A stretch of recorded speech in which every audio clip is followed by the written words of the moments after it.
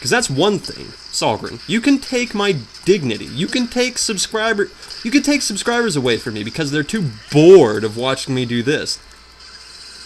You can do that. That's fine. You can take my dignity. That's dirt cheap. But you cannot, no matter how hard you have tried so far, you cannot take away my control. You can't. I will not allow it to happen. You would be quite the foe to bring it out. You would be quite the amazing foe. In fact, he would be quite the amazing foe. He would just be... The thing is that if you lost to somebody like this, a mighty foe such as this, then you could kind of go, you know what? Yeah, he got to the final boss, but he swore at the final boss. There you go. At least he didn't swear like the third or the fourth or the fifth. He has been beaten by the best. If you were going to be beaten, at least try to be beaten by the absolute. You know what I mean? It's just... I mean, I never expected to get this far. Some people were saying, oh, Gunslinger, you're gonna lose it when you get to boss. I remember, specifically, when I was first starting this out, I was in a call with Zero Mega Man X and our dear friend Dove, and they were discussing, oh, when do you think he's gonna crack? Oh, I think he'll crack around World 5's boss. And he's like, oh, no, I think he'll crack when he gets to World 7's boss, or whatever. And I'm just like, well, what if I don't? And they're like, okay, whatever. If you don't, well, you'll crack when you get to the final boss. You'll crack when you get to Solgren. And I'm like, well, what if I don't? And they're just like, what if you, what if you don't? What if you don't? Oh, you will. You will scream.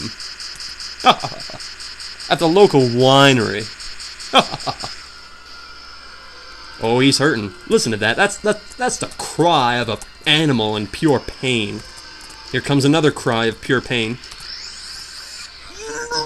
It like, you know what it does? It like whips down. It's kind of like a whip. He throws it out. You could hear I was making the whip sound with my arm because my arm cracked. He kind of throws it out and it curves at the end. You know what I mean? That's mean. That's really bad. Yep. Oh, what? What? What?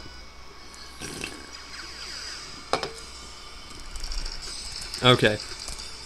I've gotten past the beam once. That's pretty sad. That's really sad. Ow! Why are my fingers so cracky today?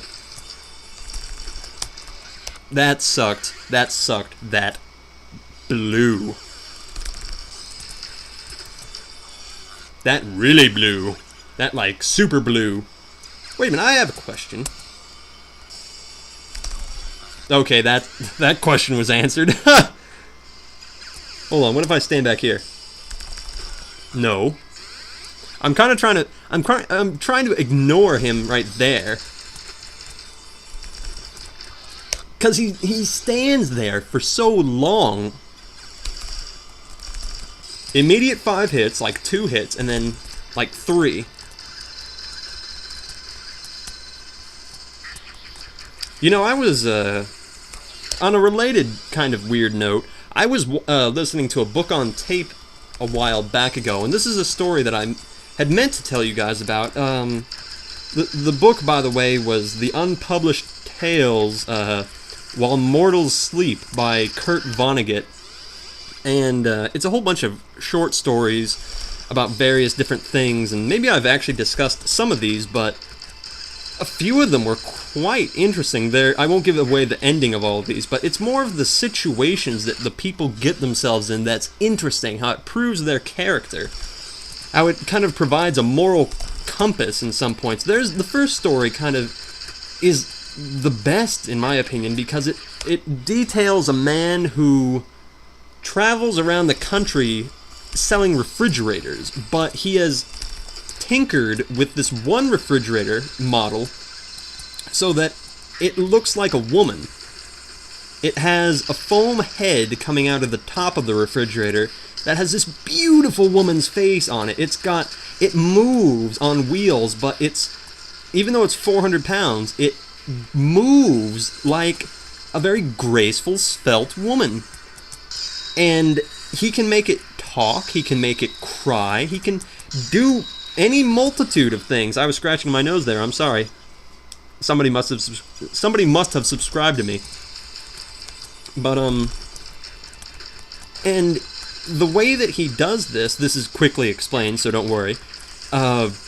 He has these giant rubber feet that, kind of like the fake shoes that you see at carnivals, and they're kind of like piano keys inside where he can touch them to make a certain sound, and he can maneuver them with his feet in a way that she can actually appear to talk.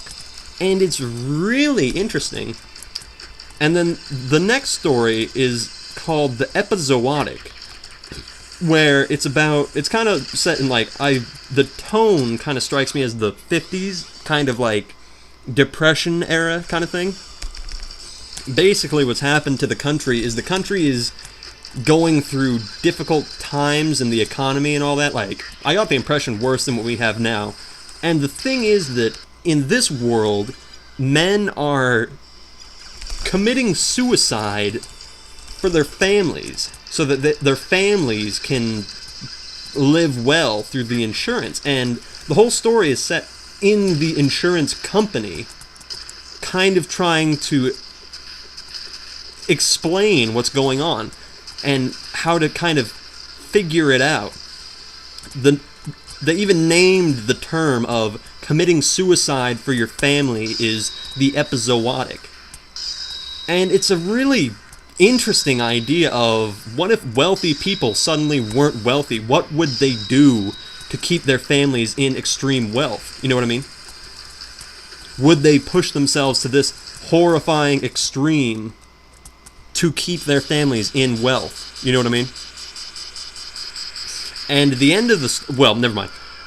I'm trying to think of another one that I was going to say. Oh! The main one that I wanted to tell you guys about was... Ooh! Oh, God. Oh, God. Oh, my God. And then where does it start? Where does it start? It starts at the top. That looks like it's gonna be awful. But I'm getting better at the first phase.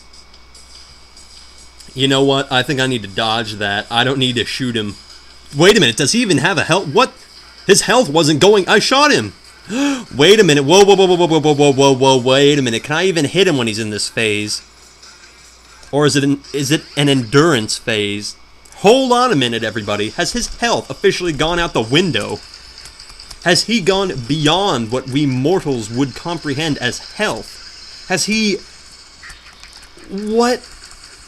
He has eaten the green. He has eaten Soylent Green, everybody. That's frightening. But, the main story that I wanted to tell you guys about was the story about these two artists. One artist lives in a very lush kind of mansion-y thingy, but he's going through hard times. He doesn't think he's an artist. He sees himself as very childish. All of his paintings have like boulders in them or very simplistic shapes that he considers so easy to do a child could do it. He can't paint people. He just can't. But he's getting rave reviews, but he knows that he's kind of a fraud in a way, or he sees himself as a fraud who doesn't deserve the hype. And across the street from this... Sorry, I had spit on the screen. Across the street from his building is another artist who has been doing art for about 20-something years, and he paints people. He paints people. He lives in a kind of renovated, like, motorhome kind of thing, and he sits out on a stool and he paints people, and he gives them the paintings for, like, it's kind of like a get yourself painted for $10 or something like that, and they're all masterpieces.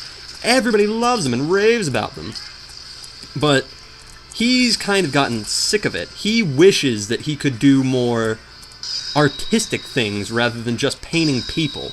He wishes he could be more like the guy living over in the manor who actually does creative things that are better from the artist's perspective. You know what I mean? Not the kind of drawing a person, meh, but drawing something with a representative quality, something amazing.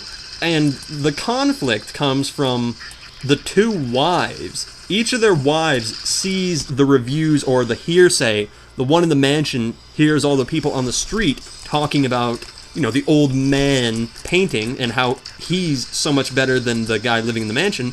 And the guy living in the motorhome sees in the newspapers that everybody loves the guy living in the mansion. And the two wives get in a big fight about, my husband could paint so much better than your husband, or your...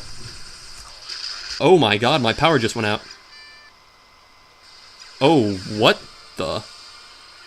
Hang on, everybody, my power just went out.